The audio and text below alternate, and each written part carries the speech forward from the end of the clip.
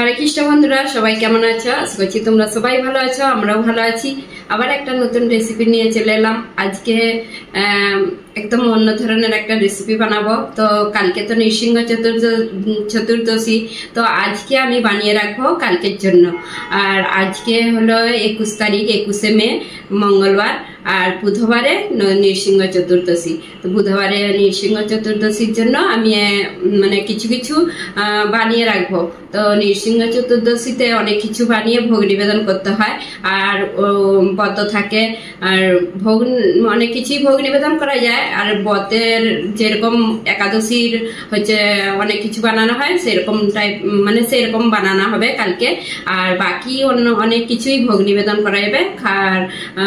মানে প্রসাদ পাওয়া যাবে নি নৃসিংহ চতুর্দশীতে। তো অনেকে নির্জলা রাখে, আর অনেকে দুপুর 12টার পরে অনুকল্প সবজি আরে পেয়ে নেয়, কিন্তু যাদের শরীর আরে খারাপ হয় তারা পেয়ে নেয়। আর যারা নির্জলা উপবাস রাখতে পারে তো খুবই ভালো। ও নির্জলা তো সেই জন্য সন্ধ্যের পর তারপরে সবাই জল প্রসাদ পায়। তো বন্ধুরা, আজকে তাহলে রেসিপিটা দেখতে থাকুন, কি কি বানাচ্ছি। আশা করছি তোমাদের ভালো লাগবে, আর আমার পাশে থাকবেন। আর আমার ভিডিওগুলো যদি তোমাদের ভালো লেগে থাকে, লাইক, কমেন্ট, সাবস্ক্রাইব করবেন।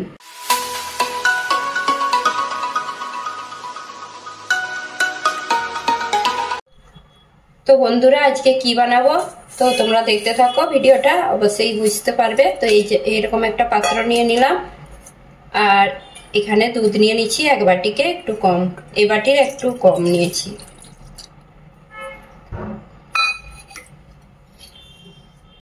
আর নিয়ে নেব দই, এটাও বাটিয়ে মানে জল ঝরাতে রেখেছিলাম, জলটা বের করে দিয়েছি ছাঁকনিতে রেখে, দইটাকে ছাঁকনিতে রেখে এরকম রেখে দিয়েছিলাম। আর জলটা বেরিয়ে গেছে, পুরো জলটাই বেরিয়ে গেছে। তো আমি এখন দইটা দিয়ে দেবো।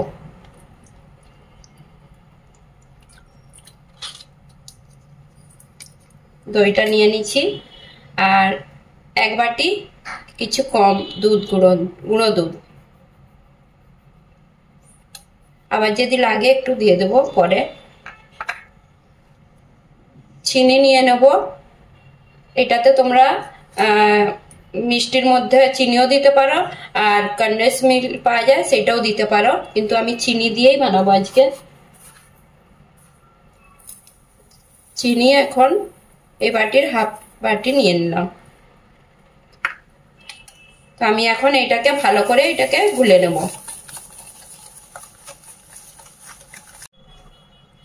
তো বন্ধুরা, এই যে ভালো করে এটা চিনিটা যতক্ষণ না ভালোভাবে গুলে যায় ততক্ষণ আমি এটা ভালো করে গুলেছি, আর চিনিটা একদম গুলে গেছে। আর তোমরা চাইলে চিনির পাউডার গুঁড়ো করেও দিতে পারো। তো আমি চিনিটা গোটাই দিয়েছিলাম, তো গুলে নিয়েছি। একটু দেরি হবে গুলতে। এই যে ঠিক এরকম হয়েছে। তো এর মধ্যে আমি দিয়ে দেবো একটু এলাচ গুঁড়ো এলাচ। এটা এলাচ বেশ এটা খুশবু লাগে। আর এলাচ কিছুটা রেখে দিলাম উপরে দেওয়ার জন্য। আর আমি আগে থেকেই কড়াই জল গরম করতে বসিয়ে দিয়েছি, তো জলটা ফুটলেই আমি দিয়ে দেবো। এটা গুলা হয়ে গেছে ভালোভাবে। এখন আমি এই যে এরকম একটা পাত্র নিয়ে নিলাম। তো এইটাতে তোমরা স্টিলের জায়গাতেও করতে পারো, স্টিলের কাঁচিয়ারে। আর আমি এই যে এইটা কেক বানানো হয়, তো এইটাতেই আমি বানাবো। কিছু ব্রাশ করতে হবে না, তেল ঘি কিছু ব্রাশ করতে হবে না। তো এটার মধ্যে আমি দিয়ে দেবো।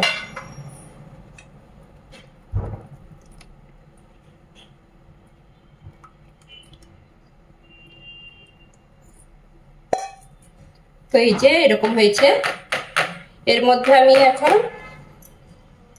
কালারের জন্য একটু হলুদ গুঁড়োও দিতে পারো, কিন্তু আমি এই যে কেশর দিয়ে দেবো, একটু অল্প অল্প কেশর দিয়ে দিচ্ছি, কালারটা খুব ভালো আসবে। আর এখন এলাচের গুঁড়ো একটু একটু উপরে ছড়িয়ে দিলাম।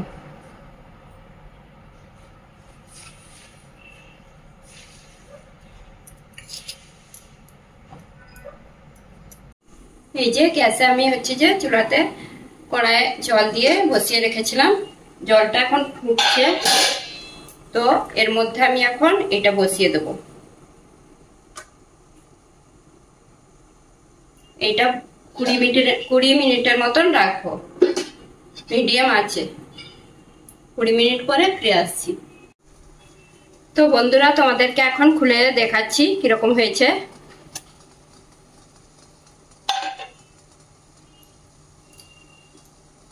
এই যে এরকম একটা খাঁচি নিয়ে নিচ্ছি, চেক করে দেখছি একটু জড়ায়নি, তার মানে হয়ে গেছে। এটা 20 মিনিট, পুরো 20 মিনিটের মতন রেখেছিলাম। আর এই যে উপরে জল জল একটু হয়ে গেছে, জল হয়ে গেলে কোনো ক্ষতি নেই, তো পরে ঠান্ডা হয়ে যাবে। ঠান্ডা হয়ে গেলে ভালোভাবে উঠে যাবে।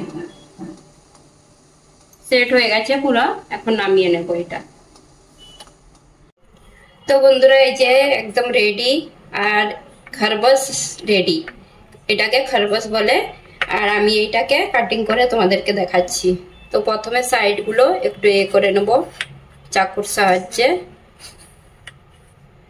আর এটা গোল, একদম গোল নিলে ভালো হতো। এটা একটু স্কোয়ার না কি বলে এটাকে হয়ে গেছে। তো আমি এখন কাটিং করে তোমাদেরকে দেখাচ্ছি।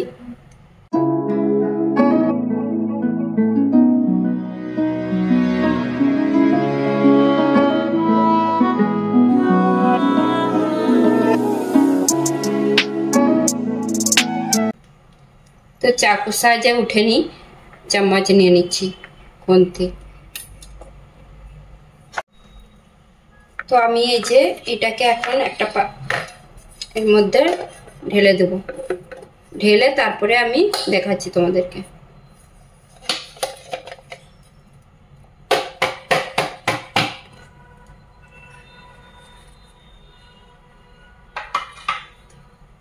খুব নরম তো সেই জন্য এই যে একটু হয়ে গেছে। তো এই যে পিসগুলো কি সুন্দর হয়েছে।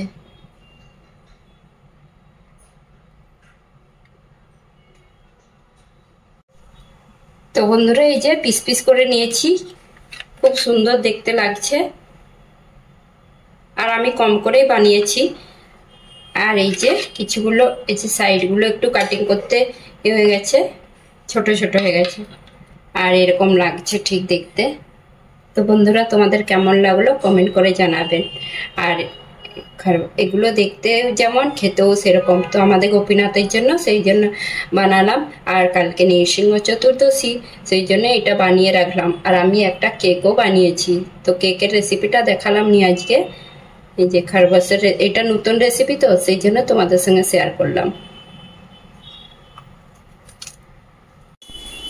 তো বন্ধুরা এই খরগোশের রেসিপিটা কিরকম লাগলো তোমরা অবশ্যই কমেন্ট করে জানাবেন। আর আমার যদি রেসিপিটা ভালো লেগে থাকে লাইক, কমেন্ট, সাবস্ক্রাইব। হরে কৃষ্ণ।